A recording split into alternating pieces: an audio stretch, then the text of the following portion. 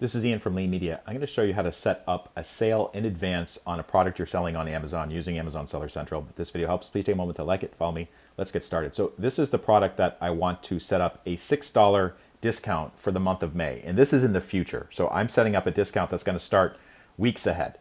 This is how to do it. First thing is make sure that you're using the right variation of the product. And the reason why this product is listed twice is because this one is FBM and this one's FBA. You can see the FBM one is out of stock, so I'm not setting up a sale price for that one.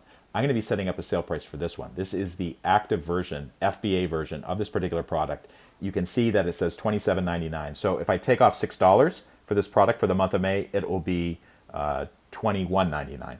Don't do it here. What you want to do is click on the three dots icon right here, select Edit Listing, and then there is a mechanism to set it up in advance. So first thing you need to do, this is on the Offer tab, put the sale price in. So $27.99, that's the regular price.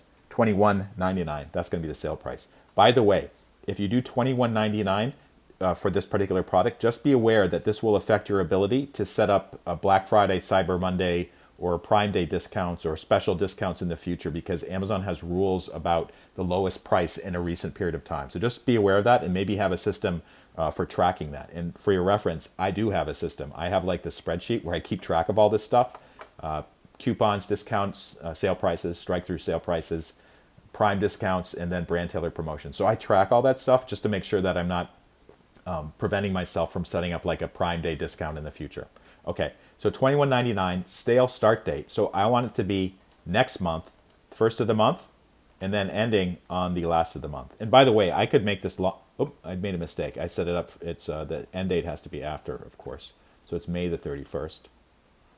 Okay, so here's the sale price, sale start date, sale end date. So what this will do is this will create a strike-through price on the detail page for that product starting on May the 1st, which is exactly what I want.